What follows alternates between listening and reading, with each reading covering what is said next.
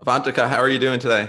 I'm good, Joe. How are you? I'm doing wonderful. I just watched the movie this weekend and it's really exciting. Really, I love just so many aspects of the movie, especially like the just cultural parts of it, and the family dynamic was really exciting. So I love to hear about like how did how did the beginning of your journey with this movie start? Like, did you audition for this role or did Disney Channel come to you and say like, "Oh, we have a role that's perfect for you"? Well, I was working in India at the time when I first got my audition for this movie, and I was 12 years old. I was really tiny and I was super young, and I was working in the Indian film industry when Disney Channel did an open call, and I auditioned for my first Hollywood movie ever, which was Spin. So I sent in my tape and I got a call back, and that was my ticket to LA. And I came to LA for the first time, and I met the vice president of Disney Channel, Judy Taylor, in the Disney headquarters. And that was my first kind of taste for Hollywood and the American film industry. And I fell in love with it. That's incredible. After that, the film actually went on hold for Mm. a couple of years because they wanted to develop the script to make it more authentic and make it more true. And it came back beginning of last year. And so I re-auditioned for it again and went through the typical process. And Disney told me that I booked it in the room. But it was a really full circle moment to have the first movie I auditioned for be the first movie that I booked. Wow, that's fantastic. Because the role seemed like it seemed like it's made for you, and it seemed like you really like embraced the role. Thank you So, so much. and obviously you have lots of acting and dancing experience before creating this movie. But what were some of the other things you did to prepare for your role? I learned how to DJ and I learned how to waitress. And I mean, not waitress, but wait tables. But kind of that was my first experience with waitressing, which was, I guess, something I had never been used to.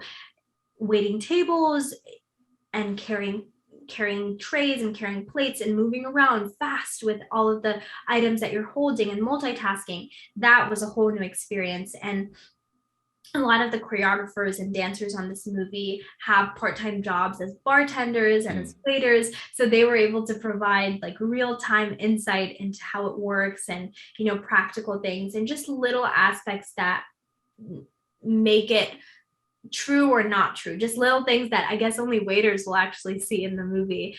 And when it comes to DJing, that is something I would say I had more of a connection with because I grew up being a dancer and I had involvement with music, but it was very new to me in the sense that beat matching and mixing genres was something that I wasn't very familiar with and had to learn because of this movie.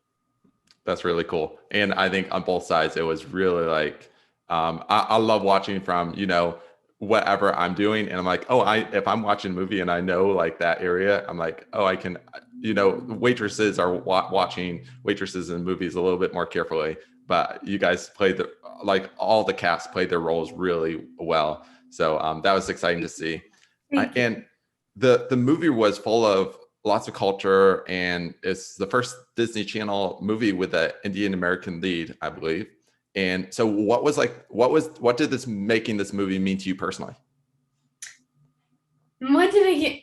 This movie meant so much to me. I grew up with not much representation to look up to on screen, especially with Disney Channel, because that was what I watched growing up. So to finally be that person for young Indian kids who are watching Disney, it just means so much to me. And to have this opportunity, and it's a blessing, and I have a lot of gratitude for Mm. the time that this came into my life and for what it means. That's awesome to hear.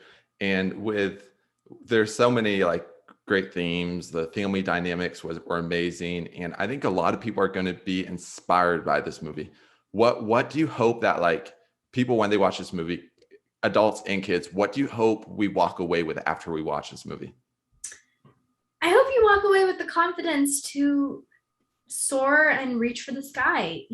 Ria is navigating through so many different things. And one of the biggest takeaways from the film is that she ends up at the film with everything being okay and Mm. everything is all right. And she's able to code and wait tables and be a DJ. It's just all about learning the balance and having a good support system around you. So I hope audiences, especially people who are dealing with a lot on their plate, are able to walk away with the confidence and reassurance that it's all going to be fine and that you can have your cake and eat it too. Mm. It, and I think really like just inspires people to like embrace their dreams, and I think even love our families deeper. I just love the connection between your character and the character who played your dad in the movie, and the character who played your brother and grandma, and like all those different things. Like the family dynamic was really beautiful in the movie. And then the music sequences were really fun. What was it like filming those huge music sequences?